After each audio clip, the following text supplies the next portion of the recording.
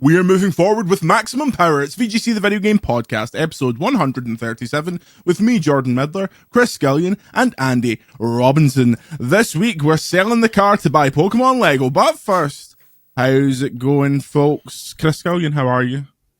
I'm doing all right. My back is currently sawdust. I've done something to my back like a day or two ago, and it's just been getting progressively worse to the extent where this morning I kind of rolled out of bed and then had to like crawl out of the bedroom because I couldn't actually physically stand up.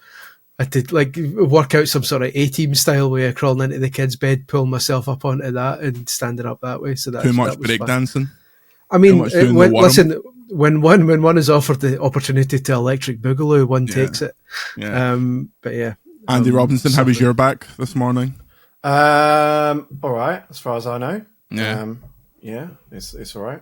Good. Sorry, I've got nothing more interesting. No, it's okay. That's a segue segue to my back, which last night before I played football, I was like, my back's killing me. I need to stop sitting down all my life. So I go to Morrison's quickly, and I met someone in there, and it's one of those things where you're talking to them as you're walking through the aisles, because I was like in a bit of a rush. So I stop, grab painkillers, don't even look, go back to the car, open them. I'm like, this is a weird packet. Turns out I've picked up water soluble painkillers, and all I have is this bottle of smart water. So I'm sitting there trying to put my football boots in, firing these pills into this bottle of water and shaking it to try and break them up. The water turns this horrible grey silver color, and I'm having to like chug it down, trying not to be sick from the flavour of this water soluble painkiller. And then later on in the game, I'm like, oh, I'm dying here after I've ran about 1 minute. And I go back, take a drink, and just spit it everywhere. So I'm like, what is in this? This is disgusting. But it all worked out. Back is currently fine, I suppose. Nothing to do with the large chips and cheese I had after I came back for football. Pretty good though. See when it's chippy chips, not to sound all Cole Palmer here, but see when it's chippy chips with chips and cheese, top stuff. I don't want skinny fries. Should have had a gyro with it. I should have had a fucking gyro. You can't get really delivery gyros in Paisley. They don't travel well. It's quite a sloppy food. Do you know what? I think loaded fries are very hit and miss. Yeah. I'd say it's 4 out of 5 times you're getting someone's just chucked some crappy cheese on something. Yeah. And because that's a high margin item, right? Like that's like the highest margin item on the menu. It's like chips cost what they are, right? Potatoes. How can we add margin onto that? Loaded. Put some cheese on it. Bit of salt. 100%. I don't need it to be too fancy. Like not white cheese on chippy chips and keep the box closed for long enough so that they actually melt. The worst thing, see when you get handed chips and cheese and the cheese is still all broken up, what's the point in that? Might as well just put a bag of cheese on it. It has to be white cheese. 3 minutes in and we're already being racist about cheese. White cheese over orange cheese every day of the week. I don't want none of your red Leicester. Disgusting. Let's do ranking of cheeses. Number 1, Brie. Number 1's Brie all day long. Yeah. What about mozzarella? A bit of mozzarella. I mean, that goes with absolutely everything. I mean, surely you're putting cheddar at number 1. Cheddar's too bitty though. It all breaks up. It becomes like dust. So you're trying to do a meme there. But it's the universal cheddar. Yeah. The dog's not happy with it. What do you think about cheese? The dog's like, I'm going to fetch the dog. The dog's going, Derrily. Edam. Edam's the only cheese that's made backwards, famously. Is it? Oh, that's very good. There we go. For more cheese-related puns, patreon.com/videogameschronicle. I think that for me, if I'm getting if it's a cheese sandwich, I don't mind a bit of red Leicester, but I'm not super keen on a cheese sandwich that's just cheese. I need something else. I need cheese and ham. I can't just have cheese. That's too much for me. Every year they have like a Christmas market like they do in most cities, but they do it in Edinburgh now. But you just get the same people who have these stalls that they basically tour the country with these stalls. £9 for a churro. Aye, and they do. I believe it's pronounced gyro. and they do a churros, mate. Give us a churros. Churros dinosaur hunter. But there's always one who sells like different types of cheese, like homemade cheeses, and they always have like a spicy cheddar that's got like a red, and every year I buy it, going, oh, spicy cheddar, and every year I have like one sandwich with it, and then I go, that's the cheddar. Remember, I don't like cheddar, and then just don't eat the rest of it. I like a fancy spicy cheese. A few years ago during the pandemic, I don't know if you remember it, but there was when Disney Plus released that Beatles documentary directed by Peter Jackson. I was in a dark place, so I spent most of December drinking and watching this Beatles documentary over and over again. Lots of fancy cheeses consumed at that point, and let me tell you, when you're on your 10th pineapple juice and rum, any cheese tastes fantastic because you're just trying to like keep the sadness down, you know. So that would impact my ranking of cheese for our spin-off podcast. What's your? Have we established your favorite drunken food, Andy, or is it just whatever's closest? My favorite drunken food. I think it rotates. What? It Kebab? So it'll be a kebab. Yes! Right, see you later, folks. Let's end the podcast. Yeah, so that's not going to get better than that. People that support the Kebab Enthusiast podcast include our wonderful season ticket holders over on patreon.com/Video Games Chronicle. Let's do this ridiculous list. It is I Mark, Bill Bob Saggins, Lee Jacksons, SC Ginger, Silas De Vagerstein, Matthew Tate, Justin Keeling, Vicious Moroccan Lamb, Tanner Santos, Serkin Toto, Shadow, Matt Huggins, Marmus Prime, Rankin Bain, Sam Big Shoe over in Ginger Jotun, Mark Edmonds, and James Hughes. If you'd like your name read out, go over to patreon.com/Video Games Chronicle. You can also get extra podcast videos and a lot more fun content. Next week, Chris, we'll be celebrating a certain Italian's birthday. Am I right? Tell us more. Oh, yes. Benito Mussolini. Oh no, yeah, that's right. Super Mario Brothers turns 40 years old on the 13th of September, my wife's birthday. So never forget. So yeah, we're rounding up Mike Jackson. He just last night confirmed that Mike Jackson is going to be joining us to discuss the entire Super Mario series from NES all the way up to Wonder. So that'll be a hoot and a holler. Yeah, it'll be a lengthy one, but it'll be a good one. The three of us, me, Andy, and Mike know our I was going to say, if Mario. If any three people are going to talk about Mario at ridiculous length, it should be you three. So yeah. I look forward to that. I'm going to edit in a 1 minute clip of me popping in and going, "Oh, this is the best one," and then delete the rest of it. I'll also tell people a little known story, a little known anecdote about a game called Doki Doki Panic, which is going to absolutely blow your balls off. I'm saving that for the Patreon. That you got to pay to hear that one. Well, I look forward to it. Let's get into any drinks. Chris, you got anything? I've just got a white monster. Stick with it. Since I've realised after doing my research that Aussie lemonade isn't going anywhere, they were discontinuing it in other nations, but not the United Kingdom. I've been buying it in bulk anyway, just in case it ever does get pulled, because it is still the best. Yeah. This and the although the one that's just gone sugar free, which is the Doctor. The Doc. Yeah. Andy, you had a dalliance with the monsters, so you still keeping it going, or is it just an occasional? Do you know what? I have come round to the idea of a monster. There he is. The day coffee, as I like to call it. Rather than I can't have. Well, I mean, obviously, most people would say have a day coffee, but you can't. I can't have a coffee after the morning. It just becomes a bit. What's the word? Sorry, I've just woken up 30 minutes ago later for this pod. You got to watch me in real time. Come alive. Wake up. By the end of the podcast. Wake up. As this caffeine settles in. It becomes a bit bitter, right? The second coffee, the third coffee, you can't do it. It's not 2 p.m. and you're going, I'm going to make another coffee. Not for me. Yeah. You need some sort of mango chemical taste. Yeah, I'm not a coffee drinker, I must say. It's all natural. This comes Monster Ultra Energy from the Ultra fruit. Beautiful. So when very briefly, when I ordered food last night, I ordered a bottle up Diet Pepsi with it, or Pepsi Max or whatever, and they sent regular Pepsi. Let me tell you, I don't understand how people drink sugary drinks generally. I wake up, feel like my teeth are all gone. I feel like bloody Shane McGowan over here. But I'm just on the normal. I'm going to try and get some of that Diet Loco for that Diet Doctor next week. If I've got any money, God rest him. Incidentally, that was one of the most obvious God rest hims, and I totally missed it. Shane McGowan. Yeah. God rest my wallet. Story number one. One of the first Lego Pokemon sets will reportedly cost $650 and be the 7th biggest Lego build ever.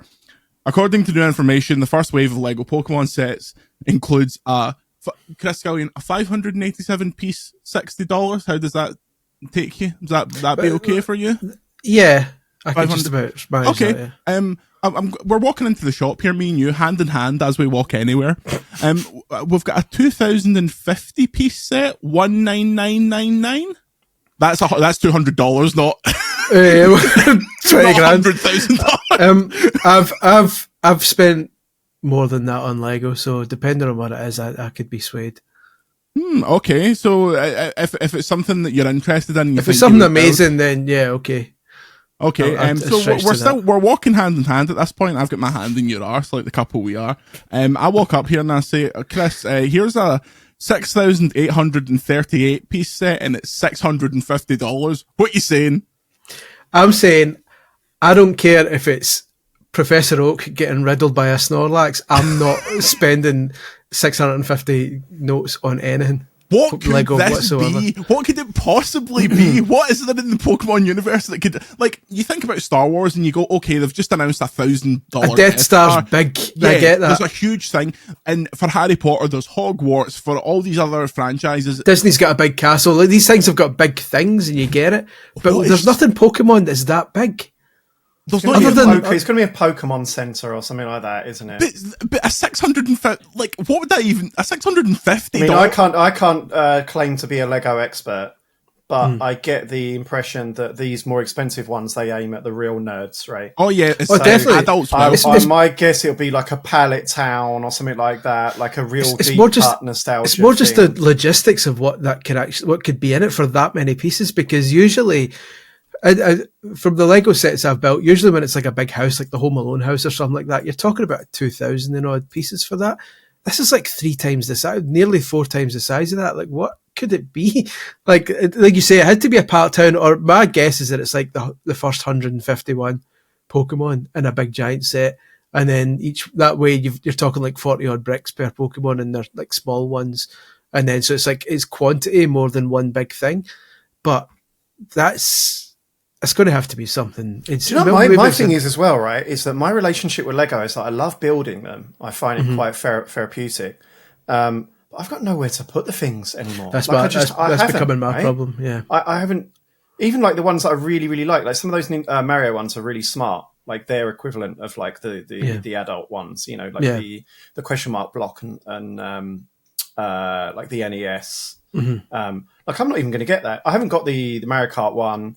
I'm probably not going to get the Game Boy. I won't know where to put it. What do you do with them? Like, you've got to have like a Lego room, right? I mean, I find it quite like sacrilegious to like take it apart again, and then what? Oh yeah, I would never take it apart. It's the exact problem I have right now, to the extent that there's one literally sitting right next to me, which I built like 2 days ago, and I haven't found anywhere for it yet. So I've just finished the Mario and Yoshi one. Have a look at that. Oh, there we go. It's got to be. See, that's my point. I've got that because my missus got me it for Christmas. It's still in a box in a cupboard because I've got nowhere to put it. It walks. I've still got it. How's this for a wee trick? Go on. That's great. Tongue comes out. How much you pay for that? £700? Listen, mortgages, remortgaging is very easy. I'm bargaining at any price I would pay. Yeah, so the thing about it being all 151, I'm somewhat with you in the sense that I could see there being some kind of RNG element to like the catch them all style stuff. Lego does mess with blind bags. They do their little collectible minifigure series, which thankfully there's an app that you can scan the boxes to find out what you've got, which is very helpful. And also most Lego stores will keep a lot of them behind the till, so you can just go up and say, can I get this one? And they'll go, yeah, that's fine. So I could see that happening, and especially if there's 151 of them, that will become a huge problem with somebody trying to get a victory bell and not being able to find it. So £650 to get all of them, sure, I could kind of see that. But even the problem for me is when I heard £650, I was like, that's not a statue price. Like the £200 one, if that's a big Charizard statue, that makes sense. Or if it's a big Charizard, Venusaur and Blastoise statue, that makes sense. But even Pallet Town, like when you think of Pallet Town, you think of it from Red and Blue, and it's like this flat plane with 2 houses next to each other in Professor Oak's lab, like in the bottom right hand corner. That's not £650 worth of stuff. Like it just doesn't really there has to be something we're not getting here, or some element of it that's not quite clear yet. I literally think I've just thought of what it is. Here we go. When you look at that Death Star, which is a big round thing, and you imagine that being a large Pokeball which opens up and it's got some sort of diorama inside it. Yeah. So a lot of the pieces go into the building of that Pokeball, a Death Star sized Pokeball, but inside it is maybe like a stadium environment or something like that. And then that makes sense because it's an enormous, a lot of the pieces go into building the ball itself, and then you can open it up somehow and it's got or it's like multiple scenes, maybe. It's like in the top left, it's Gengar versus Nidoran from the opening cutscene, and then the right hand corner is Professor Oak's table, the lab with the three balls.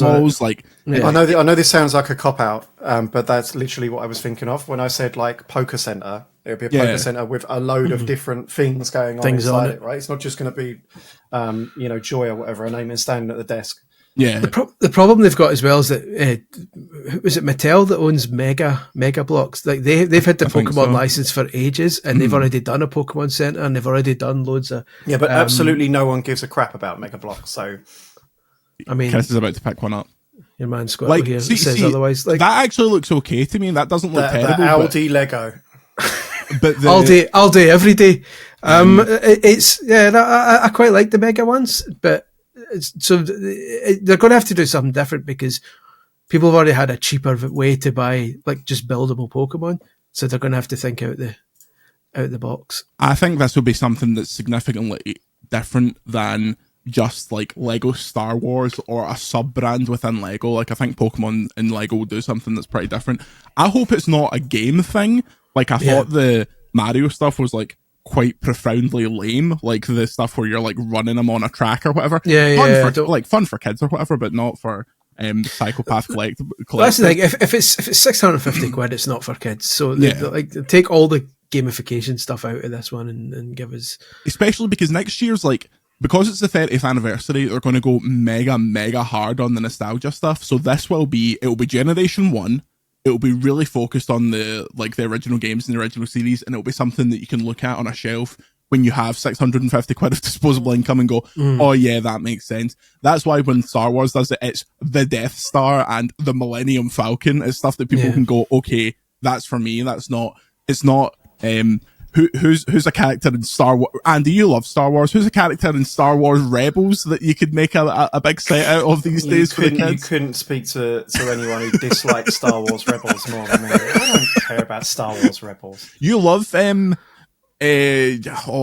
Shitto. Yeah. I'm very excited to see. I just want to see what it is. I think that the Pokemon. I think it's going to be underwhelming. Well, I'm a Pokemon fan. I hope for the best and prepare myself for whatever happens. The thing for me is I think it'll be an interesting experience because Lego never ever has stock problems. Like even their most popular sets, you can always get them. Pokemon will test that to the absolute limits, but there'll be issues for the first week or so. Because even the Animal Crossing sets had stock problems for the first week or so, and then they just keep making them, and as long as people are patient enough, they'll get it 100%. Most of Belgium's economy is just big factories with people pumping out Lego. Well, the currency is just bricks. Yeah. It's an absolute bastard to get around. Would you like to go down to the pub and drink a pint of bricks? I wonder if they'll try and do something clever with Pokedex. Or like maybe it's a Pokedex that can have all original 151 inside it. It. I suppose you could do like NFC in certain bricks that when you tap the Pokedex against it, it goes, Zapdos, the electric type Pokemon. Although the current Pokedex doesn't look like the Pokedex that you're picturing in your mind. Now it's a Rotom phone. Rotom is a Pokemon that can become electronic. Of course it can. So I heard on the Discord that on the Abroad in Japan podcast, our sister show, our much more successful sister show, it's like your sister being Beyonce. But Pete was referencing Klefki and Trubbish, favorite Pokemon on this parish.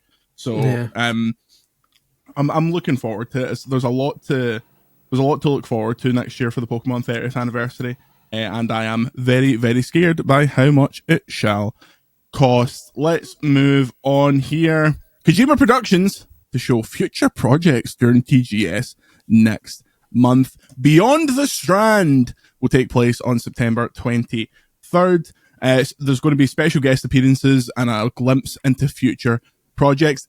Andy, do you think this will just be a bit of OD? Or do you think this will be like, does he confirm who his muse is for Fizzant? It's Keith Chegwin. I mean, I'm losing my memory a little bit about whether they've previously kind of dropped bits and bobs of projects at these sort of things, like that they've run themselves. I think they had those posters. You remember before Death Stranding 2, they had those Who Am I posters. Yeah, with the cast. Like the early fanning and stuff like that. So maybe something like that. I don't really know because it's definitely OD is their next thing. I mean, they made when I visited earlier this year, they made it quite clear that, you know, it's straight on to sorting out OD, and Fizzing was very far in the future, like 5 to 6 years. So if I expect anything, I'd expect something like that, something to do with an actor tease or similar. But you can't really predict Xbox at the moment, especially because they have no prior relationship with them, right?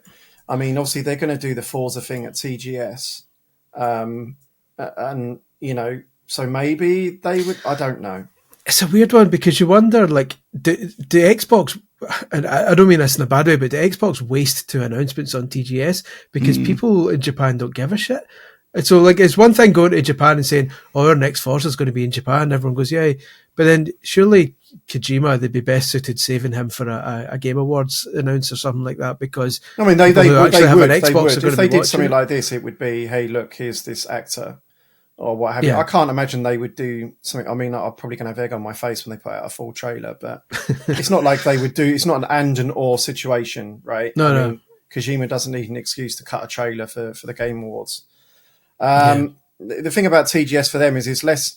It's not like they're doing much on the ground. They just do a live stream and then say like Konnichiwa occasionally. It's not outside of the realms of possibility, especially if they're trying to build a relationship. I imagine they would advise, and you know what Mr. Kojima wants, Mr. Kojima gets. What was that? Remember that footage of Phil Spencer in one of these live streams where he tried to speak Japanese at the start? It was the American equivalent of "Arigato" goes on. Is that "Konnichiwa, Phil Spencer des"? Konnichiwa, Phil Spencer des. The cowboy hat on, go.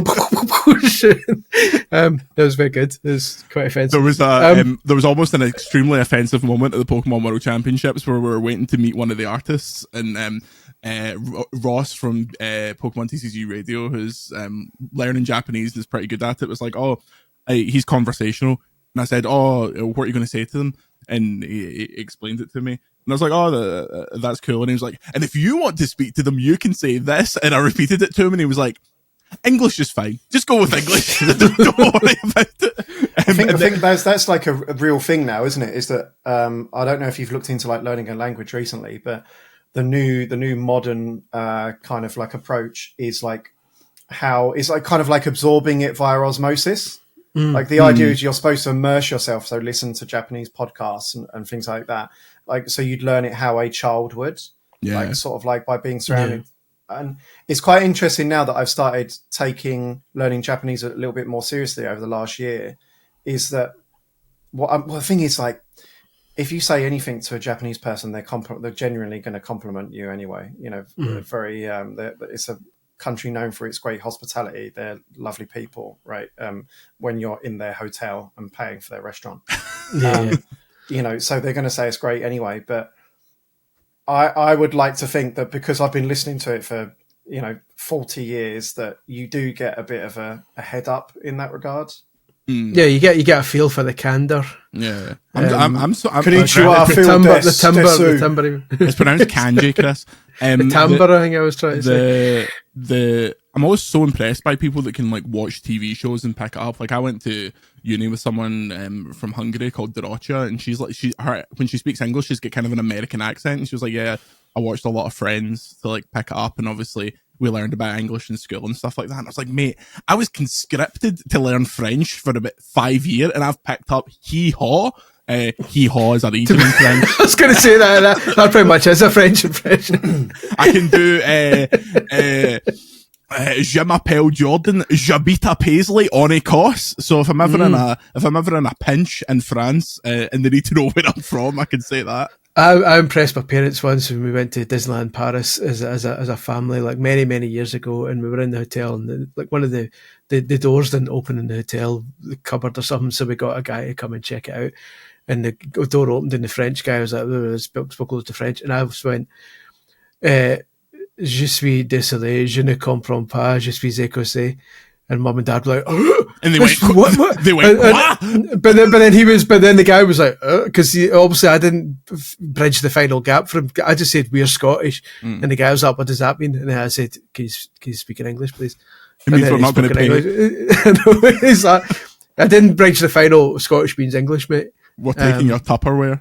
Exactly. But, I saw a lot of problems with the actual Duolingo company aside. I see a lot of people now being like, yeah, learning via Duolingo is like not actually that helpful because you'll recognize like some bits and pieces. You'll recognize what water and rice means, but if you want to actually, you need to take the Andy Robinson approach of spending every second Saturday. And I mean, I use Duolingo, but you use it in conjunction with other stuff, right? I mean, that's pretty obvious to me, right? Yeah, don't confine your entire learning process to this one app, which what Duolingo is really good at doing is getting you into a routine, which is the hardest bit, right? I mean, they do get a lot of criticism, but it always feels quite like elitist to me, like the sort of people, are you learning from Duolingo, are you? Oh yeah, like it's a very open source method for learning a language, right? It's great at getting you into checking that thing every single day, gamifying the process. But yeah, you are learning, can I have 2 rice boxes, please? And that's about it. Like after a year of using that, I can have a conversation with a taxi driver, and that's about it. Like if someone comes and talks to me in the street, I am knackered. Yeah. Knackered desk. He just sent the taxi and go gyro. But no. I mean, I found Duolingo good for katakana because there's no conversational element to that. It's literally just learning the characters. It's useful for that, I think. Yeah. You've got a katakana bit. Is it really? Yeah, there's got a bit. I use an app called Kana. That makes sense.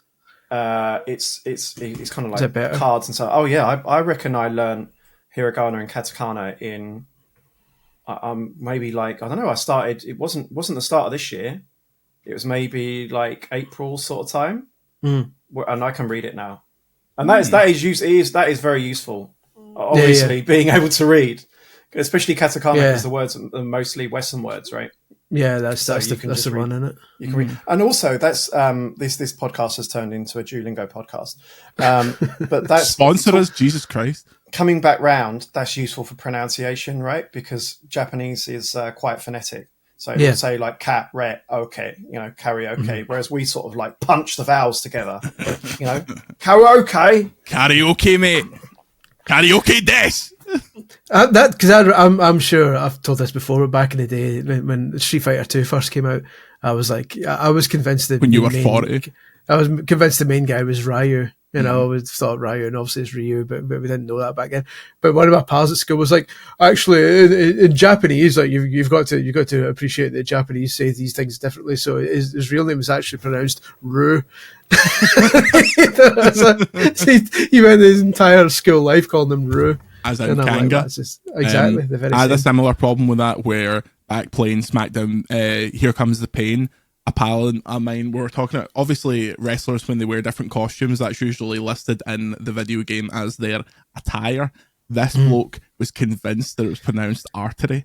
And I was like, mate, where are you getting the R after the A from? And he's like, no, it's their different arteries, mate. And he clearly heard that word somewhere else and just transplanted it to that. And now every time I think of it, and again, I'm like, oh, he's got multiple different arteries, that boy. It's like my pal at school who was a big fan of the $1 Million Man, Ted DeBias. No, like the commentary said his name every week, but no. And so, out of curiosity, I looked that up. Yeah, it's in Japanese. It is written Ryu. Ru. Ryu. We'll be Ryu. back after this. I'm just going to warn you now, we're going to be talking about the Nintendo 64, so these two will be very happy and I'll be falling asleep. What? So You're talking. we're talking about the Nintendo bloody 64. Support VGC over at patreon.com/videogames-chronicle, and we'll see you in a minute. VGC is supported by Patreon. Check out patreon.com/videogames-chronicle for more podcasts, ad-free browsing, and extra content. Thank you for your support. And we are back. Sorry, folks, it's time to talk about the Nintendo 64. Nintendo's latest Switch Online news may have confirmed a major leak. There was a blurred image used earlier this year of a lot of N64 box art in an official Nintendo video, which included the likes of Donkey Kong 64, Glover, Smash Brothers, and Forsaken 64. Well, Forsaken 64 has just been added or announced. I'm not sure which. It doesn't matter to me because my Switch 2 is on a plane somewhere. But Chris Scullion, does this wet your whistle? Do you think they'll eventually... I mean, N64 has about 10 games, so they're eventually going to put every single one of them on it. Funny you should say that. You're saying that tongue-in-cheek, but there's like Forsaken 64 is the 40th N64 game added to Switch Online, and there was only something like 260 odd. So like it's a decent percentage of the if you knock out the stuff they'll never get because of licensing. The license stuff, there's not a lot left. I mean, they say that you could probably get another 50 or 60 on there, like total and full total, before you start going into licensing stuff. But I mean, yeah, but yeah, like you say, I think Nintendo thought they were blurring that image enough, because any normal person who looks at that image will go, it's impossible to tell what that is. But people were then going through all box arts and like blurring them and then layering them on top of each other to see what they are, which is like a needlessly over the top way of doing it. But that's the Nintendo fan promise. Like, if there's ever a fan base that are going to work it out as Nintendo fans. Yeah. So yeah, it appears that if Forsaken 64 is a sign of things to come, we could be getting Glover, we could be getting the original Smash Brothers, we could be getting Donkey Kong 64. You've got to love the glove. I like a bit of Glover. Danny Glover, I should stress. Yeah, Donald Glover, Childish Gambino. The thing for me is, right, I understand the retro stuff, it's like cool to have and stuff like that, but doesn't it, when I played the GameCube stuff, I was disappointed in, first of all, the horrible frame around it that I couldn't seem to get rid of, and obviously they don't really do anything to upscale it or whatever. Not that I'm expecting them to, I was just like part of my disappointment. The people that are excited about all these N64 games being added to the Nintendo Switch, are they not the type of people that have already done the work to be playing them much nicer? Pretty much, but if you forgive me for getting into a grey area here, like N64 emulation has always been a wee bit off. Like it was the first kind of console that it was slightly trickier to emulate, and even to this day, you'll get it's better nowadays. But even to this day, like when you buy those dodgy kind of knockoff handheld things with emulators on them, N64's the point where it starts getting a wee bit like ropey and the frame rate drops and you flickering the authentic N64 experience. Exactly. So this is the first kind of easy way to play them without much hassle. So I think in that respect, even though a lot of people will always say, "Oh, just get it on a Raspberry Pi," blah, blah, blah, blah. So, well, Raspberry Pi doesn't run it that well. I've heard. So these are like convenient ways to play and legal ways, and if you could put aside the price of Switch Online, a cheap way of playing games. Some of these games are really expensive as well. So like Chibi Robo was added recently on GameCube library. Chibi Robo on CEX is like £200 or £300, £400 to buy from CEX, like a used version of Chibi Robo. So yeah, it's nice to have like easy access to some relatively rare games. Yeah, I feel that way about obviously they announced that Pokemon Coliseum and XD Gale of Darkness are coming to the Switch too, and that's exciting for me because those games are ridiculously expensive. And yeah, I think there's more GameCube games that genuinely you can't really access, right? Yeah. A lot of these other games are. I mean, there's obviously that was quite a big leap going from N64 to GameCube, just even in like the size of the games and things like that, just kind of like logistical challenges. So I understand why, but it's just those games are just not as circulated as this other stuff that's been included in retro compilations and on mini consoles. And there are so many GameCube games that I love that I still have to drag a GameCube out, to access. Yeah. Yeah. I think at some point in the future, they're going to have to change the way that GameCube app works, because every time there's an update for it, i.e. every time they add a new game, you've got to sit and wait for the download, which is fine. But they're adding like a gig at a time to this app because they're adding games like they are with the other apps. If like a few years from now, there's like 40 GameCube games on there, that's 40 gigs of storage you've taken up when you might only want to play 3 or 4 of the games. There'll need to come a point where that app changes the way it works, where you can select and deselect certain games to uninstall them from your storage. Otherwise, you've got a 40 gig library when you might only care about the Zeldas and the like Smash Brothers. Installing Call of Duty these days, where you have to go through a list of about 200 different executables, being like, no, I don't need the Ghosts multiplayer, thank you very much. Mark my words, 3 years from now, that GameCube app's going to be a problem unless they do something. Get the story pre-written. Nintendo fans screaming at the GameCube catastrophe. It's cool that they're doing it. Like, obviously the elephant in the room. This has been a very Pokemon heavy episode, which I'm always in favour of. But I wish I could get an answer to this. And trust me, I've asked like why they have just never even broached the subject of putting the old Pokemon games out after those 3DS re-releases of the first 6 RPGs. Like, it seems like obviously when you get to the DS era, which is a lot of people's favourites, it's difficult to do because you have to like account for both screens, obviously, which is fine. But there's no reason those first 6 RPGs aren't on, or at least they aren't available to buy. Like, it seems to me that my theory, and I've never had this confirmed, is that the Pokemon company don't want you playing the old games. They just want you playing the modern stuff. That's exactly what 100%. I mean, they're 100%. clearly a very cultural company, and by that I mean they have their own ideas about how they should do business, and they stick to them rigidly, just regardless of what everyone else thinks, right? That's why they've taken so long to do a theme park type thing, and then they don't move their stores outside of Japan. I think, I totally agree with what you said. I reckon internally someone is kind of banging the drum of like, well, if we made the old games available, less people would buy the new ones because they'd just be paying the old ones, especially if they're readily available on a subscription service, right? And that's Nintendo wide. That's not just the Pokemon company. Like, there's a reason why Smash Brothers hasn't been added yet. The original N64 one. There's a reason why Donkey Kong 64 hasn't been added yet. And we're seeing them both blurred out now. But that's because I think we're getting Smash Brothers now because enough time has passed after Ultimate coming out. Absolutely. They've been strategic when they dropped them. 100%. And so Donkey Kong 64 is sitting there waiting for enough people to finish Bonanza for them to then say, okay, have you definitely finished Bonanza? Have you finished Bonanza? Right, okay, now you can play 64. Because they don't want people going, well, I've started 64 now, I'm going to finish that before I get Bonanza.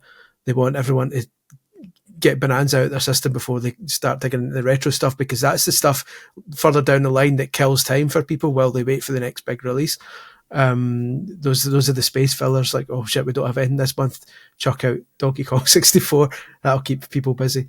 Also, I think and as someone that's part of this fan base, I don't mean to denigrate them, the second you introduce the classic Pokemon games to any kind of subscription service, the fan base would want full integration with Pokemon Home, and that would mean they're never happy. That would mean that what they do now as a sales tactic, like for the second piece of DLC for Scarlet and Violet, one of the big sales points was all of the starters from the entire 10 generations are in this DLC. Well, if I can already get them by just playing the old games on a subscription, that's like taking some of the shine away. And also they like to control when Pokemon come back, because that's like an easy marketing beat as well. So I understand. The other thing is, didn't they re-release them for 3DS? Yeah. I've got them physically. Right? Yeah. Right. Because I know, for example, there is some regret inside Rare at Xbox that they did Rare Replay. Because obviously it's early. It was a long time ago, and that was like kind of like right at the start of the digital age on consoles. I think they've kind of realised that, oh crap, actually we could have sold Banjo-Kazooie and Tooie, in a $40 double pack with some bells and whistles, and then we could have slow dropped them. So that's the other case, is that like this doesn't get talked about enough, right? Super Mario 3D World Yeah, it was 3D All Stars, wasn't it? Yeah. That's they had that out for 1 year, right? It sold 10 million copies. 10 million copies. So that's outsold, a lot of their kind of biggest or original games by a significant margin. Yeah. And no doubt, a big factor in that selling 10 million was the fact that the FOMO, right? I mean, Disney have done it for years. Yeah. They bring out these temporary releases. So maybe it's that, right? Maybe they bring out the games again physically for Switch and they're out, temporarily. Look at that. Absolute belter. My only regret is that I didn't buy all of them, because this was about £15 off of eBay when it was released, and now it's like 110. For the audio listeners, Jordan has shown the 3DS re-release of Pokemon Red, Japanese version. Yeah, thank you. Pocket of Monsters, featuring Lizardon, the big red dragon. I think that the dream of, they're going to do a red and a blue collection, where the red collection has red, gold, and ruby, and blue has blue, silver, and sapphire. That will never ever happen. If anything, when they re-release them, it will be £60 a shot. But also, to your point about Pokemon fans would demand extra stuff if they were re-released, that's the Nintendo way. It's like the Nintendo fans, of which I include myself among Nintendo fans, but not among this subsection of Nintendo fans, who will they'll find one thing to become their next campaign, and they'll campaign about it until they're blue in the face, and the second they get what they want, they switch to something else. So for the longest time it was, we want Earthbound on Virtual Console. Where's Earthbound on Virtual Console? The second Earthbound hit Virtual Console, they're saying, where's Mother 3? Yeah. Where's Mother 3? And that's what it's become ever since. And it's the same thing with, now that Silk Song's out, what are people going to moan about now during streams? What's the next game that everyone's waiting for the release for? Because that's why you can't listen to this stuff. Like, you can't. Like, I mean, Shenmue 3 is the best example, right? And then they finally do it, and then no one buys it. Yeah. I mean, I know it probably wasn't quite the game that people were hoping for in their head, but they were never going to get that.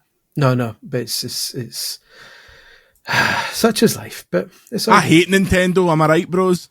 Kidding on. Love you, Nintendo. I wish you made your also less the point about Rare Replay. That hindsight's obviously amazing, but another reason that I wish Rare Replay had never happened was because I would love to have seen Digital Eclipse take on Rare Replay instead. The thing is, once you do that, this is the thing. Like, forgive the pun, but you can't. Well, actually, I'm going to change the analogy. So there's no pun. Edit that out. You can't put the genie back in the bottle, right? Like, you can't. Once you've released Rare Replay and you can buy that physically for like absolutely bugger all, that's forever circulating. They can't now go, oh, here's the Banjo Kazooie collection for 50 quid. Because I would have loved a Digital Eclipse timeline going through Rare, starting from Ultimate, going all the way through, but Rare Replay has kind of diminished a lot of the appeal of that. Although I would still campaign for it mercilessly, because I'd love to see that with all the behind the scenes stuff. You love a good campaign. You're always standing outside of hotels. Anyway, let's continue. Finally, that's not for any campaign reasons. Finally, this week, I've been playing some Borderlands 4. Now, I have to be extremely careful about what I say, because the portion of which I can talk about is what is contained within one specific mission in the game. What score are you giving it, Jordan? 97 out of 200. Do you remember that French magazine that would score things out of 20? That was always bizarre to me. And I think they gave Uncharted 2 21 out of 20, which, come on. Ace Magazine, back in the day, a long time ago, this is during the early Amiga days, Ace Magazine would score games out of 1,000. So you get a game and get like 687 and you've I mean, we were talking about our scoring system the other day. Maybe we should adopt the 1,000 point scale. Scored games out of 1,000. Scored games out of 7,300. See how Metacritic deals with that. Let's work through this right now, Chris. What would you give Chronos on the 1,000 point scale? 682. Yeah, that's actually that's not too bad. I think they'll put that on their trailer. We got 682 VGC average. So this one mission in Borderlands 4, shooting's great. It's not heavy cringy, which is like really that could be the entire preview, because that's all I was worried about. Borderlands 3, as I get further away from it, I think less and less of it. I'm such a big Borderlands 2 fan, and I thought the first one was great as well. So this gets back to that. I was so kind of worried about this one, because they could have went either way with it. They could have doubled down on like the meme humor and the edgy nonsense, whereas it's a different writing team this time, and it's still funny, and it's not like completely cringeworthy, and the characters aren't just always yapping in your ear 24/7. Yeah, there's no hiding or hair of Tiny Tina yet, which is really excellent. Thank you. Claptrap walks up right at the start, which this has been shown in pre-release footage, so this isn't breaking any embargoes. But he shows up right at the start, says a couple of lines. It's pretty funny, and I'm like, okay, that's what you just need. Claptrap to come in, be a wee clown, and then he pisses off. So.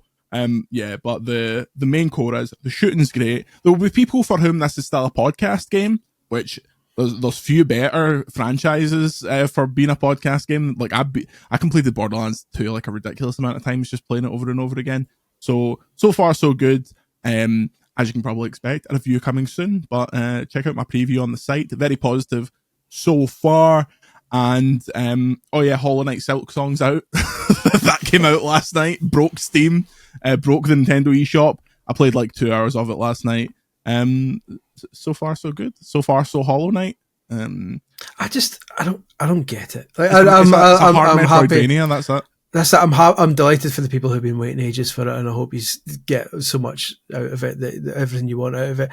But having played 4,000 Metroidvanias in the past few years, I'm sure this is a very good one, but it's no Rogue Legacy, let me tell you.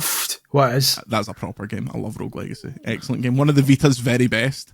That was a cross-buy number. Mind the cross-buy system, that was great. You buy once, you get it on PS3, PS4 and Vita. Excellent. Can I also just press F to pay respects to Atari today, because yesterday they decided to launch Adventure of Samsara, which is their own Metroidvania, on the same day as Silk Song. Like, what are you doing? Hold fire on it. Didn't multiple games delay themselves because of Silk Song? A few of them did, but it's like, this looks good. It's one of their kind of new reboots of like a really old game, but it looks like a really cool Metroidvania. It's really strange to work out Hollow Knight, isn't it? Because it's like, it's all anecdotal, but I'm the same. Like, Metroidvania is one of my favorite genres, and I played like most of them. I couldn't get into the original. Like everyone was kind of like, and it felt like the hype started for the original only like fairly recently for me, like organically, when people, again, to your Nintendo point, like clamoring for this seemingly impossible game to come out. Yeah. And I just couldn't get into it. I played for a couple of hours, clearly well crafted. I just couldn't get into it. And then recently, the furore for this, I couldn't work out whether people would like, on scale, were genuinely, excited for this at a GTA level, which I still struggle to believe, or whether it was just people like kind of jumping on the bandwagon. Like, say, for example, when it was at the Game Awards, Opening Night Live, opened the show almost, and it almost felt like that was because it's the most wishlist game on Steam. Yeah. And people are writing about it because this is clearly very popular because it's the most wishlist game on Steam. Yeah. It's just all very odd. And as well, it's like, even if you break down the numbers, the game businesses did this recently. I think the original sold 15 million copies, right? But it's like $15. Yeah. So it comes down to that kind of, it's like, on paper, that's the best-selling Metroidvania game ever. 15 million copies. Like, Metroid and Castlevania don't come close to that. Yeah. But the difference is Metroid Dread is still 40, 50 quid. Mm-hmm. So in revenue, it's probably a much closer comparison. It's still weird. I was expecting us to write a story this morning about how it had broken all Steam records and stuff because of the hypes around it. To be fair, this isn't putting it down. It hit a peak last night of like 500,000. Like 500,000 is which for a Metroidvania game is incredible, insanely good. So it's certainly nothing to sniff at.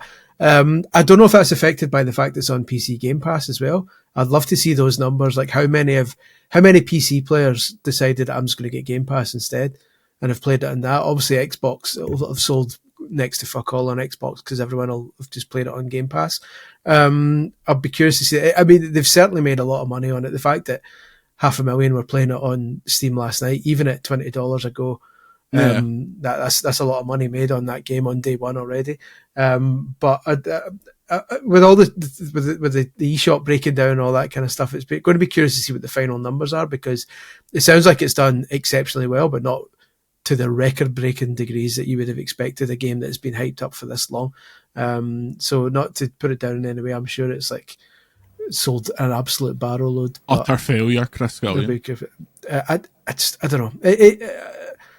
I don't know. I probably won't play it because I've not played the first one yet. Stick on the backlog, mate. It's on the backlog. It's always in the backlog. Everyone's in the backlog. But yeah, I'm curious to see what people think about it in like a month from now. Whether people have forgotten it and moved on to the next thing, or whether. Well, they will. This is all like. It's not hit its numbers because it's a Metroidvania 2D indie game. You know, people won't be talking about it in a month because it's a Metroidvania 2D indie game. You know, they would have finished it. The games that kind of hit the numbers that you're talking about are like, you know, big online service games. You know, stuff like Marvel Rivals and Counter-Strike, and so I think it's probably easy from that perspective to play it down. But I mean, of course, it's like this is a mad success. Mm-hmm. But it will be interesting to see what talking points can be taken from that, because I don't know. It's all anecdotal to me. All anecdotal.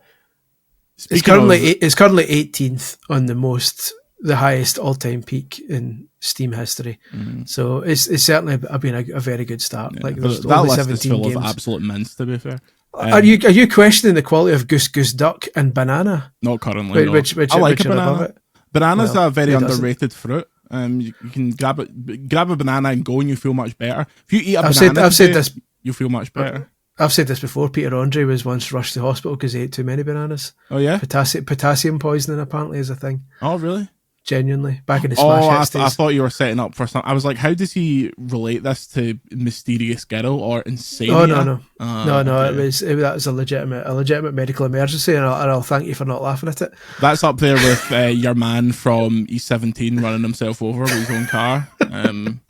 But Stay now. Yeah, he's. I don't know if you've seen him recently. He's in some state. Get him on the podcast. Brian Harvey. Yeah, Get him on. Yeah, I mean, it worked with Bam Margera. Speaking of Metroidvanias, do you know what we'll probably be playing in a month and a bit? That new Metroid. Who's excited? Who's excited for a little bit of Metroid Prime 4 Beyond?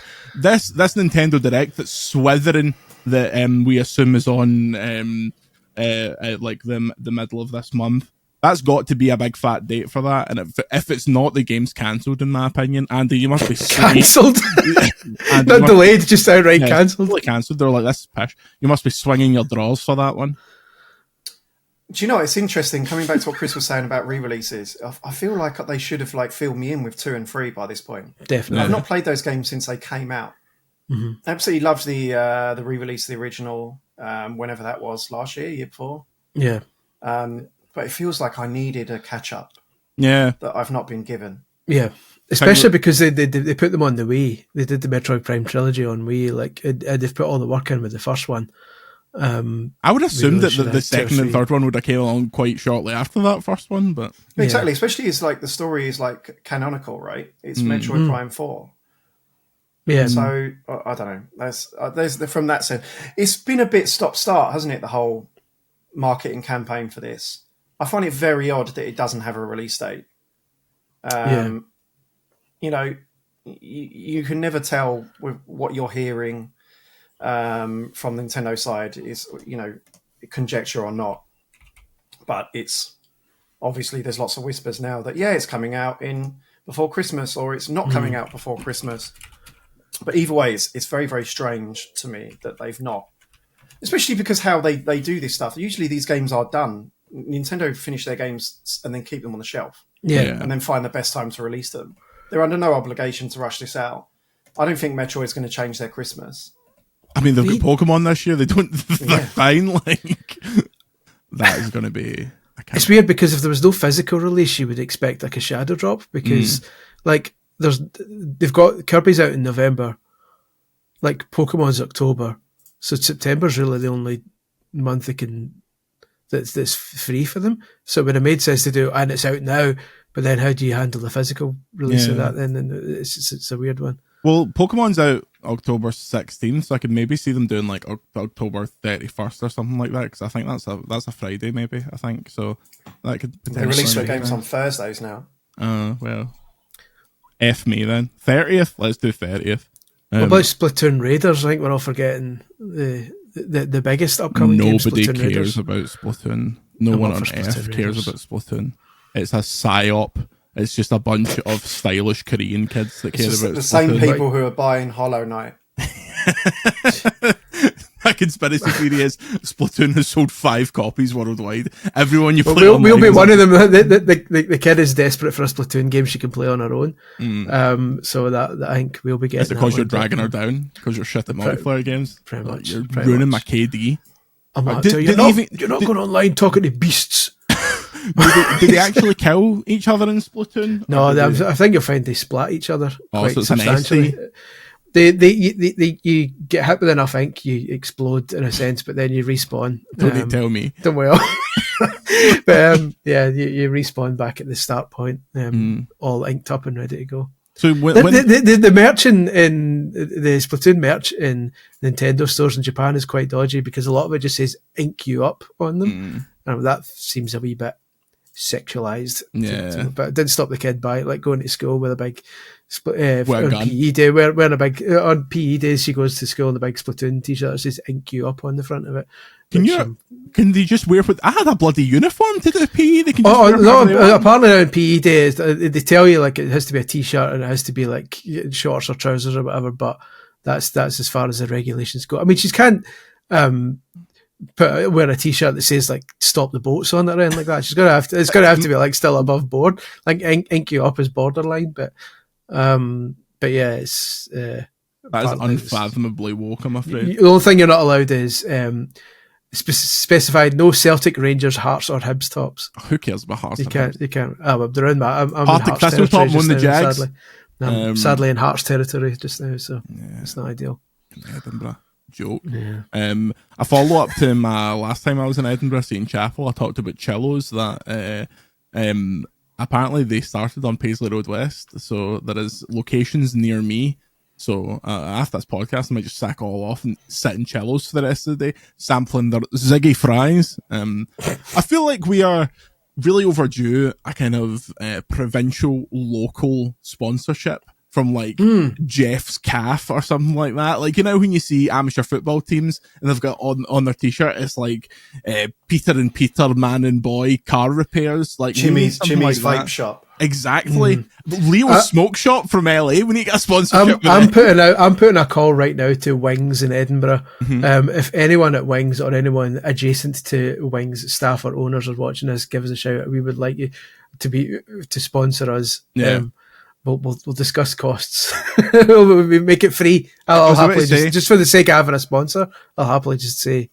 As long as every time me and Chris Gillian walk into that establishment, they clear the tables and they just lather us up with wings, we'll say whatever you want about that particular brand.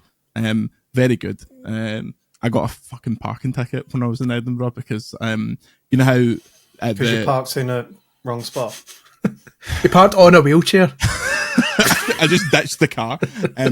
No, it's one of these stupid residents only areas that is next to a normal area that is indistinguishable. And I was like, did you just park on someone's drive?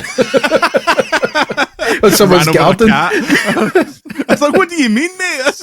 I've got right away. This is a perfectly good parking spot. You're not I parked it right under your kid's swing. What's the problem? So I was like, we're in a rush, so we just left the car. And when I came back and I saw it, and I was like, right, what's the damage? One of those £100 jobs, right? Just like that. It's like, great. That's poor, isn't it? Yeah.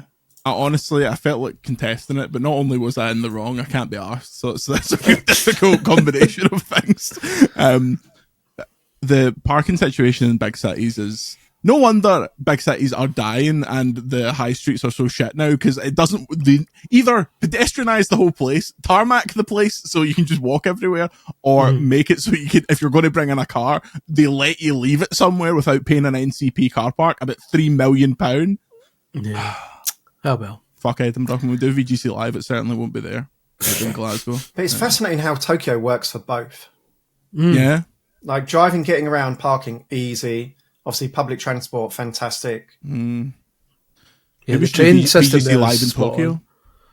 Yeah. How many podcast listeners do we think we have in Tokyo other than people we actually know? I'd say maybe... Dr. Cirque and Toto. Yeah, true. Mm-hmm. All of Team Asobi.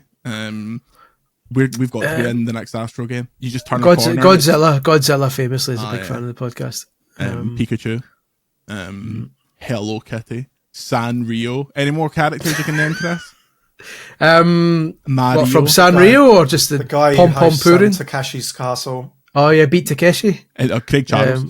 Do you know that's now, I say now, it was a couple of years ago. Thingies does that now, Ramesh Ranganathan, who's in everything, and your man who did Murder and Successful, which was really funny. Big giant guy. Tom Davis. All right, yeah. Is that his name? It's really funny. Like, it's on Prime, I think. Like a new reboot of Takeshi's Castle, and your man Takeshi's still in it. He's a big deal. He's a big deal in Japan. Yeah. Big Takeshi Kitano. He was a teacher in Battle Royale. Do you think before Battle Royale became a video game term? Do you think when that bloke goes home to his wife, he just runs straight through his front door because he hopes that he's got two front doors. One is bricked up and one is made of paper. And every day the wife changes the door. He drives to his work in one of the wee tanks for the final battle. I don't know what deal with the devil Ramesh Ranganathan made, but how he's in every single like, it was for a while it was Jimmy Carr that was in everything, and he's still in everything. But you can there's no program you can turn on, and it's like, oh, Ramesh Ranganathan's skydiving class, and I'm like, right, fucking. It gets to the point where you get surprised when he's not in something. Like when they announced the cast for the Street Fighter movie, I was like, where's Ramesh? Yeah, I know. But yeah, playing Chun-Li. Him and what's the name of the boy with the horse teeth? The blonde boy. I met him once. He was really nice. It's not Joe. He's blonde. No, he was on the last comic no, the Don't Laugh thing. Ramesh Ranganathan and his wee mate. Sorry, folks. Talk amongst yourselves. What? Rob Beckett. Rob Beckett. Rob Beckett. Yeah. Jesus Christ. What happened to what's his face? Does he still do his show? The guy who used to be on Mock the Week, the friendly guy. The friendly simple guy? The guy had his own kind of late night type chat show thing where he would just talk about how things were good all the time. Russell Howard. He's like he does podcasts now, and he's like, yeah, he's soft as shite. He's very kind of like, you know how Russell Brand was before he went absolutely off the reservation, and he was like, yeah, man, maybe things should be better. But before different. Oh, never mind. I was going to say something that was legally dubious, and I'm going to leave it. I was going to say that case is currently ongoing. So if Chris Scullion contempt of courted Russell Brand via the VGC podcast, that'd be. I'll share my thoughts on Russell Brand in the future once all cases have been settled. Everybody's waiting to hear your thoughts on Russell Brand, so I hope you can put it on Patreon. Patreon.com/VideoGamesChronicle, where you can go to support VGC and get more podcasts, videos, and extra content, and some ad-free browsing. What are you up to this weekend, gentlemen? Andy, it's the international break, so you're freed from West Ham. How happy are you? Yeah, but we just won a game. West Ham are back 3-0. It was great. Finally. Yeah. Yeah, I didn't see that coming. Celtic are really in the doldrums at the minute, so if we want to extend the international break for about 3 years, I wouldn't be too what position are you in the table? First, and we're undefeated, but it's horrific, isn't it, mate? I'm fine. Do you know, like, I got this theory, right? I got this theory, and I'd be interested. Well, it's not a theory; it's a fact. I'd be interested to know if it translates to your league, because it might not be entirely applicable, but people who support teams that don't win everything is character building, right? Mm-hmm. Like, I can deal with loss better than someone who supports, say, Chelsea or Liverpool. I think we deal with it. So it's like for you. So I'm just putting that question to you rather than flinging an accusation. You're having a horrific time. 100%. You're top of the league. No, it's and you also have to be a certain age as well. Like there's a meme that goes around about the Celtic Daz, which is basically people my age who are old enough to remember when we were shit. So, like, I've grew up. Was you second? Yeah. Well, yeah. Second, third, sometimes fourth. I grew up watching Rangers win the league 9 times in a row. So, like, when we have like a bad spell, but there's now a generation growing up who only have ever seen us winning everything. Jordan, basically. So when we lose a game, it's like we've got a God-given right to win everything. So when something like our transfer window happens where we only sign 11 players, suddenly that's the most outrageous, despicable thing we've ever seen. So fine with the recent. Yeah. I don't think it was a great transfer window, but people are saying it's disgusting. Sack the board and all that. Give the new guys a bit of chance, like a bit of time. All our best players have been Japanese guys that we spent like $1 million on. Yeah, whereas you had 9 million Adam Ida sitting on the bench doing bugger all. I would have been better than Adam Ida. The thing is, Andy, on your point, you need to remember that as a Celtic fan, we are also fans of the Scottish national team, which is where we experience our constant failure, whereas you lot have been to about 80 finals in the past three or four tournaments. So it balances Scotland does balance it out. It does. That's my us qualifying for that's the my World reality Cup is like generational, whereas Scotland is. We didn't win 3 finals in a row. Scotland is my reality team. That kind of reminds me what football actually is. Yeah, so it balances out. If you're like a Liverpool fan who also is like an England fan, then yeah, I can understand why those people absolutely freak it. They did the EFL did a survey this week. I think it was this week or recently, where they found that only less than 20% of fans now support their local team. That is sad. Yeah, and you are sad if you support a team that's more than 50 miles away. More than 15 miles? Right, let's check. As the crow flies, well, when I was born, Celtic Park was certainly within 15 miles of me, but obviously not anymore. But you don't change your team when you change your... I stopped supporting Celtic when I moved to London. There's no way I was supporting Wimbledon if they were still going at the time. Underground, Overground, Wimbledon 3. MK Dons.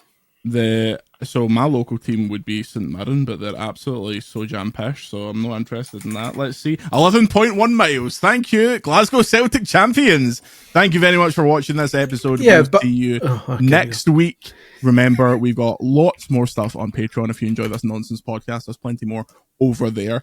Chris Scullion's magnum opus, the CVG on Super Mario, is next week. Lots of reviews happening, lots of games happening. Chris Scullion, you're violently Googling. Would you like to add to that? 11.3 miles 11.3 from miles. my hometown, so we're good. Oh, exactly. So I'm more of a Celtic fan than you, I thought so. 9.5 miles from Upton Park for me. Oh, well, okay, there we go. We're all very, very authentic football fans. Come on, you Celtic. Andy, say goodbye. Goodbye. Say goodbye, Chris. Goodbye, Chris. Patreon.com/VideoGamesChronicle. We'll see you next week. On the hoops. VGC is supported by Patreon.